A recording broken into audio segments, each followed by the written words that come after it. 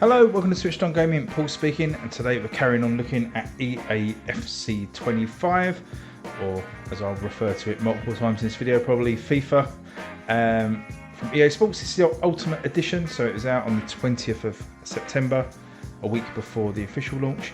A few people were asking me off the back of my last video a few questions, so I'll try and answer those today. One of those was, did I unlock the Ultimate Edition pre-order bonuses? I don't think so. So looking at the Nintendo page, the eShop page, what should have unlocked is a cover star lone player, an ambassador lone player pick in Ultimate Team, play style slot in clubs, 250,000 club coins, additional player personality points in player career, 3 icon players in player career as well. So it's the Galacticos, Beckham, Zidane and Ronaldo. A 5-star coach available in Manager Career, 5-star youth coach available in Manager Career.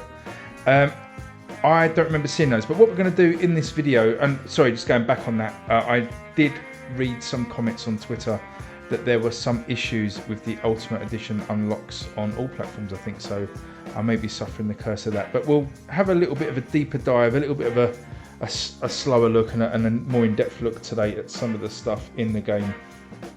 I think we'll kick off, if you excuse the pun, with Manager Career. Won't do too much of this, again, not going to go crazy. I just want to show you some of the other elements in the game, and say from some questions I got yesterday. So, oh, I've got a reward. I've got a club member bandana. Awesome. I'll definitely be wearing that.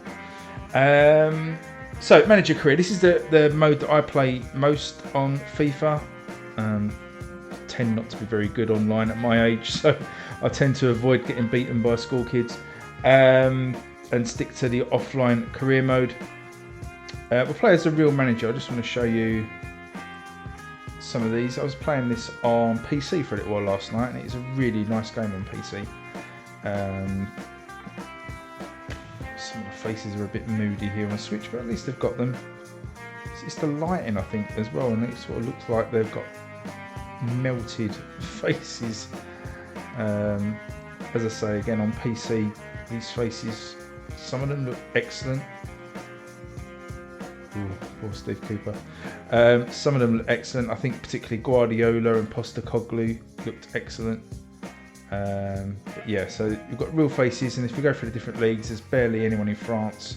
Luis Enrique, Luis Sahin in Germany, and then other countries have quite a lot. In Italy, you've got quite a full roster of managers. And then, as I say, some of the lesser countries, no casting no aspersions on those, but you know, the lesser footballing countries seem to have a lot of managers. So I guess this is around licensing, but you know, I can't imagine anybody, again, with the best will in the world, wanting to rush out and be Jan Urban, for example. It's Portugal, Republic of Ireland, Korea. Rest of the world, I was wondering if they had Wrexham boss in here, but they haven't, thankfully. Romania, Saudi Arabia, obviously be some big names in Saudi Arabia, so we've got Laurent Blanc, Steven Gerrard, if you class him as a big name. I mean, these are all good. You can use these in your own career mode for any team. You don't have to be the teams that these are managing, so you could be, you know, if you wanted to start a career at Fulham as Brendan Rodgers, you could do that using the real likeness. Where is Turkey? This is the one I was going to look at. Turkey seems to have a bit of a rejuvenation in their game at the moment. So you've got Jose Mourinho, Gio van Bronckhorst over there as well, Ada Turan. So some good managers over there as well. But we'll grab a quick look at the Premier League. Let's do Aston Villa. Actually, can I go back, because there's one really moody picture on PC, and they've really done Nuno Espirito Santo dirty with that likeness. Bless him. So yeah, we'll be Aston Villa. As I say, I'm not going to be an hours and hours long video. This, we just want to get through the start, some of the new options that I spotted last night in career mode. So here is a good option. I don't think this was in the last game. You can now choose to start under a transfer embargo. So if you go across on the game settings to transfers and scouting, you can choose, as usual, transfers to be active or disabled in the start of your career mode game, or disabled for the first window. But you can also have transfer embargo. So you can choose to start under transfer embargo. Seems to be all the vogue at the moment. Chelsea were under one. I know a lot of clubs in the lower leagues are under embargoes. My own team, Southend, were under a transfer embargo for about 12 years. It felt like. So this is quite a cool option. So again, add an additional challenge and add some realism. If the real team that you're going to manage is under a transfer embargo, you can do that. So for those uninitiated, transfer embargo means you're not allowed to sign players. You're kind of banned from making transfers for probably financial irregularities or some other reason. But as I say, add an extra challenge in because you won't be able to get any new players for that period. What else did I spot yesterday? So I talked a little bit yesterday about there not being a game speed mode. They seem to have taken it out, and I think it's been replaced by this. So under simulation gameplay, the menu option, you've got this gameplay type of classic or simulation. And simulation description here says a slower simulation style experience that's closer to what you'd see in a live football match.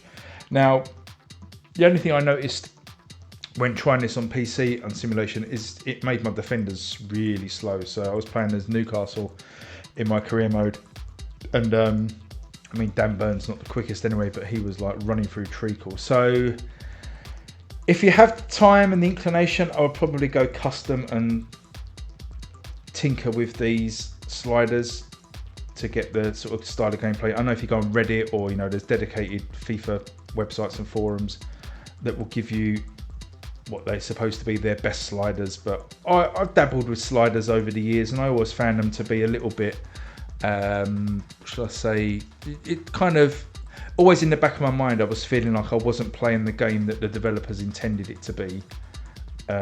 So anytime something odd happened in the game, like someone was really slow or some of, you know, simple pass went completely astray, I'd always kind of put it down to, is it the sliders? And in the end I just leave them on you know, classic.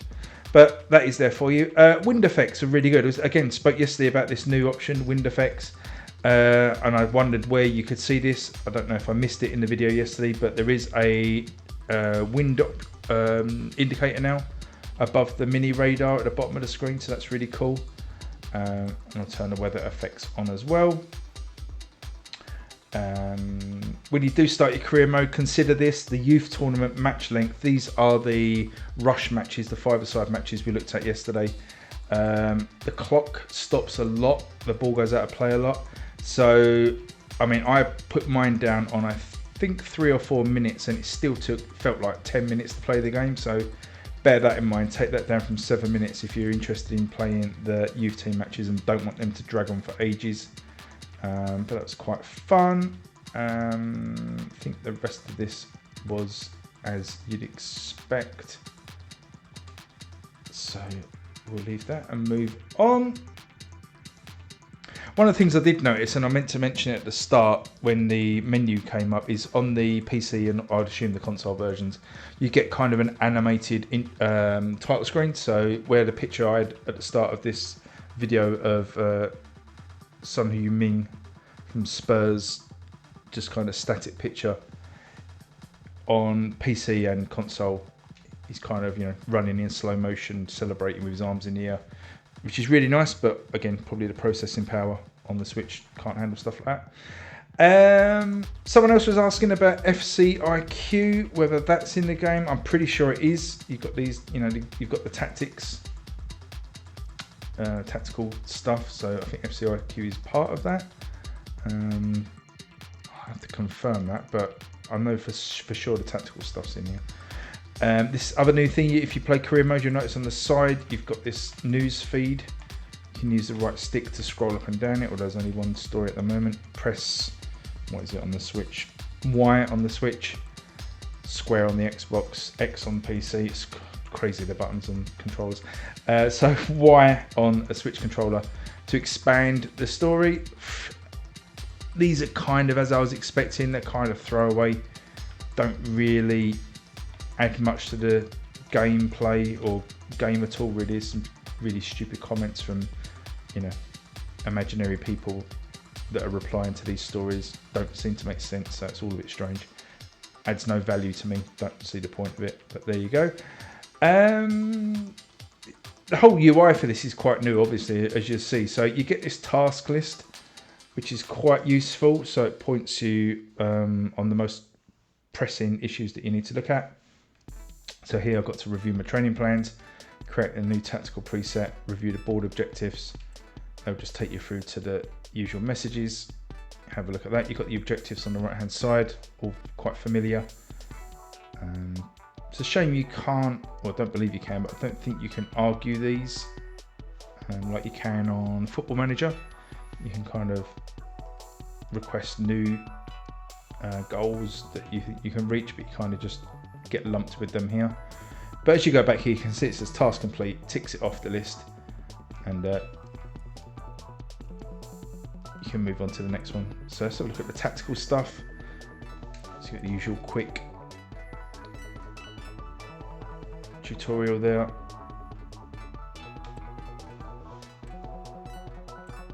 think it's the same as last year, really. You've got these tactics. Pick one of those. Task complete. Review the training plans. Again, each time you go into these things for the first time, you're going to get a little tutorial. So we'll just agree with that. Task complete. So you can just advance this if you don't want to do anything with those tasks.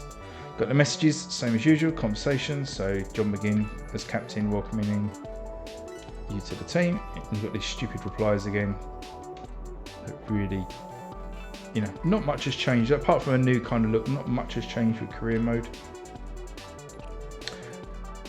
What we will do is have a look at some of the other screens. As I say, mostly a fresh lick of paint, to be honest, rather than anything new.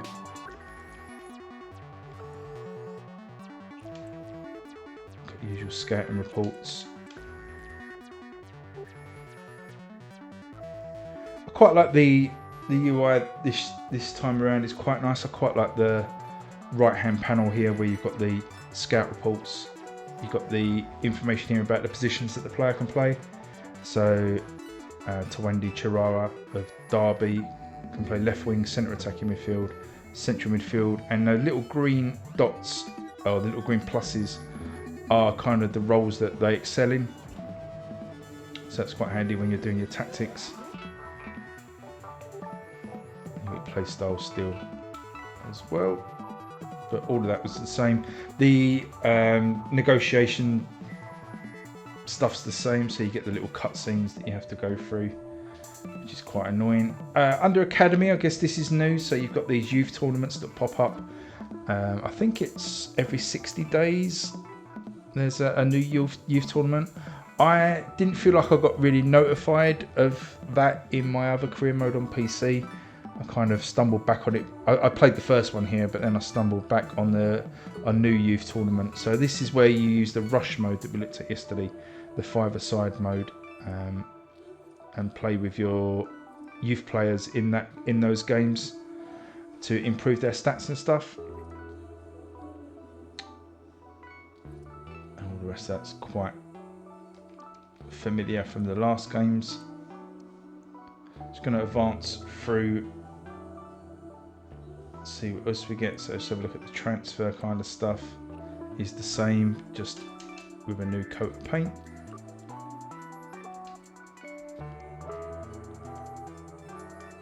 So I'll swap Ollie Watkins for Reece James and 18 million. Oh, didn't need to do that. I'm going to say no thank you. So what I tend to do is go to the office and calendar, and we'll skip through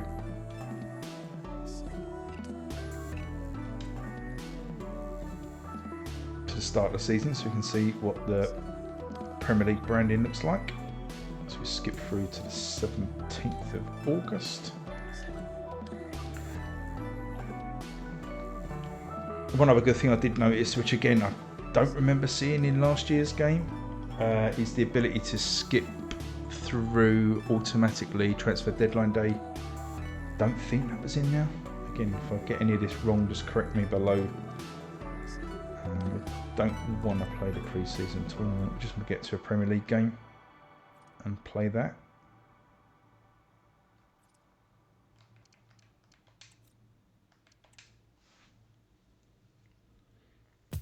Yeah, so that was handy to be able to skip through transfer deadline day. Obviously, you can't make a sign-in. I tend to start my career modes with the transfers off, especially near the start of the season. You know, we've just had a real-life transfer window. All the squads are up to date as they are. So it's good to just start with what you've got rather than making any transfers. You can see here on the right-hand side the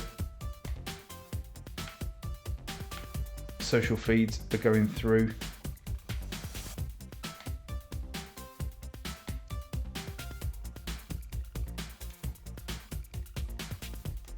Menu's been a little bit laggy, I guess, but it's doing a lot of stuff.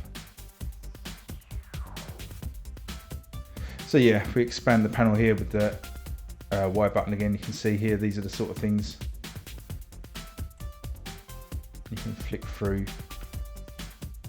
I don't know. I guess it's a nice bit of window dressing, but ultimately means nothing really. It'd be nice if it actually had some useful information in here, or you know, stuff that you could reply to maybe, or even something that if they commented on your players or your team it affected morale. That would be really good. I don't think it does that, but I think that would be really cool. So, you know, if someone has a bad game and you see one of these social tweets or whatever they're meant to be about one of your players, and then you can see an indicator that it's affected their mood, I think that would be really cool. So let's just have a little look at the match. So you kind of got the match day task list here. So got the opponent analysis view, which you've had before. One good thing as well is we've got 7 subs in the game now, so that's just West Ham specific, because I think on the PC there's 9 subs, but it'd be interesting to see how many subs you can actually make in this game from those 7. You can do the pre-match training again, which, you know, again, they added these things, and I don't know, tell me again below if you do actually do these things, but I don't know if anybody's going to get to a match day and do the pre-match training, you know, to get some buffs for the game. I don't know, maybe do. Maybe that's why I'm so bad at the games. I don't do this sort of thing. I just skip it. It's just the game takes long enough to play as it is. Can do a press conference. They were meant to be enhanced this year. I didn't notice anything different in the press conferences I was doing on PC. Again, feels like a bit of a back of the box blurb. Didn't really feel any different at all to me. I think the only thing that they did change, actually saying that, is that there's some kind of not negative, that there's answers that you can give in your press conference now that will kind of bring the player back down to earth. So if they're too confident, you can sort of get them to toe the line a little bit in your answers and bring their confidence down a bit. Because I mean, I quite like this, but they were saying that confidence affects players both ways in this game. So if you're really low in confidence, that'll affect how you play, you know, your abilities in the game. And also if you're overconfident, the same, you'll, you know, try maybe more outlandish passes or more outlandish shots, and you know, be worse off that way. So there's a kind of a peak confidence level to be in, and your press conferences can help manage that. So here's the new tactics screen that we were talking about earlier, and then, as I say, this is in the game. So you've got these defaults. So tactical preset we've already set, and you've got a few to pick from here, and you can pick your formation. Tons of formations, absolute shed loads of formations that you can have. A build-up style.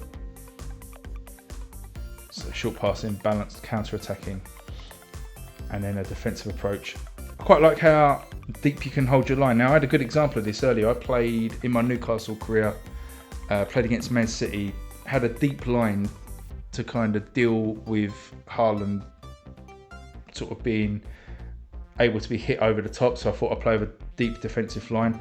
And all that meant is just City just pushed forward and they were just camped outside my box. So I actually made a tactical change and pushed my defensive line up to high. And it made a big difference. I could get out of my box. I had to be careful of obviously the Haaland ball behind.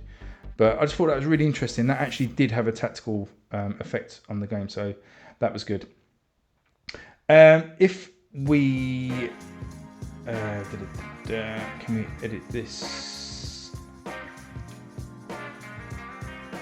So it's just lagging a bit. So yeah, so player roles. If you go across on the R bumper, you've got this thing at the top now. You can see your tactic. So I randomly left it on park the bus. You can then see where your players are going to be with the ball. And you should be able to see without the ball, so that's interesting. So that's different to the PC. And why would they have that here with the ball and not without the ball?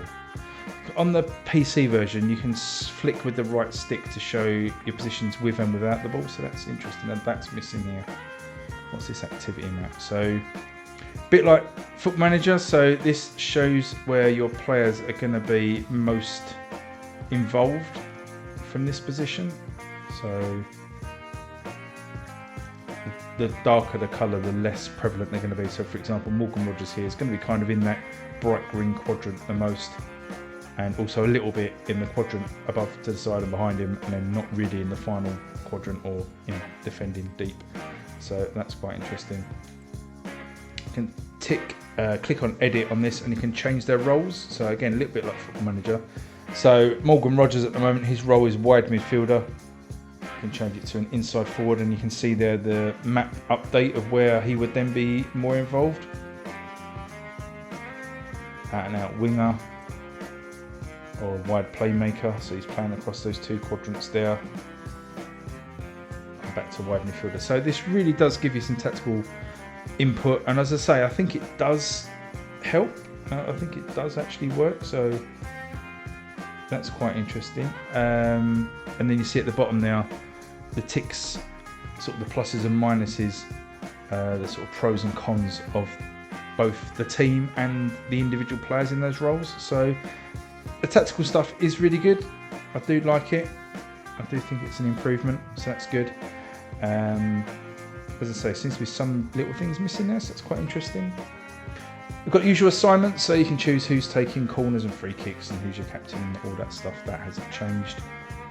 Let's have a quick look at the kits.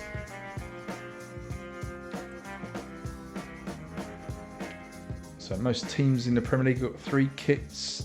So, Villa have got just the 2. West Ham have got the 3, so they've got the white, the black and the burgundy, or claret I should say.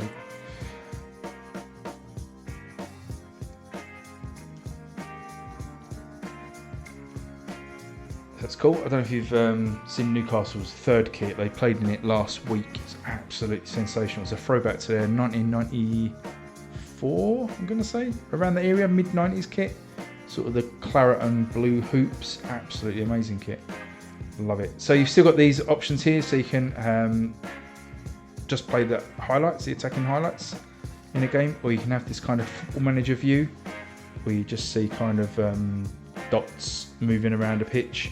You can still make managerial decisions, or you can sim the match from kind of the EA view, and again make managerial decisions. But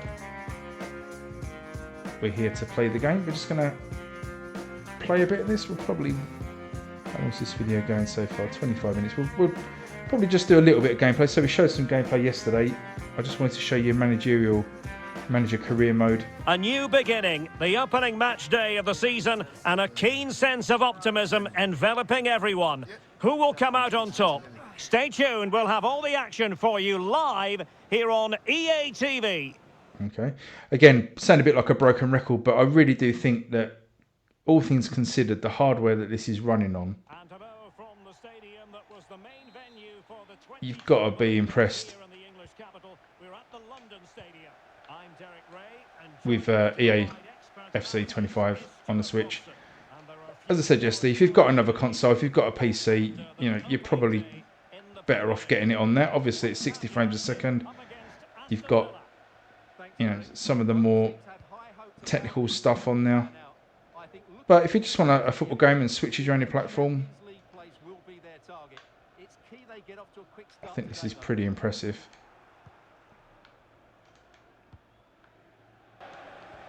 And here's the starting 11 for Aston Villa. Well, in this 4-5-1 shape, there's also a new move the wide midfield players get to their main striker. in this year's Will game. they stay wide or play through the inside right and inside Offside. left positions? We'll have to wait and see how it develops. Professional fouls. So if you, I don't know if this will be the same for you. You have to check the game settings because I've always changed my controls in FIFA. Ooh, that's a crunching tackle. Well, the outcome is a free kick here. So let's have a look at this. To show a replay of that. I'm not going to. Yeah, so for me, it's the right trigger and the, again, be the X button on the PlayStation. It's the B button on the Switch. It'll be the A button on an Xbox. But yeah, right trigger and that will do a professional foul. Like it'll either pull the player down by the shirt, just step across them without going for the ball. It looks really cool. You're guaranteed to get at least a booking, so use it sparingly, but it does look good.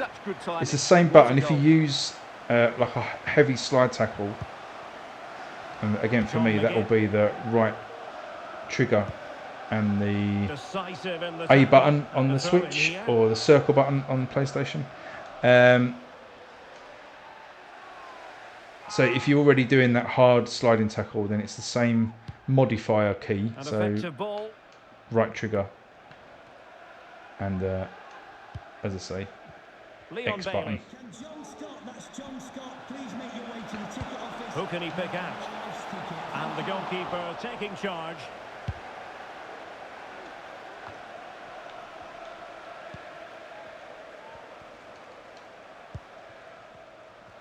A bit wasteful from Villa.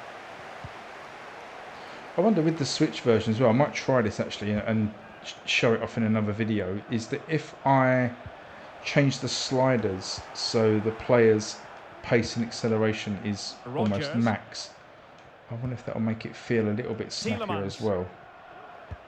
That could be an option. To open up the defence. Nobody up there.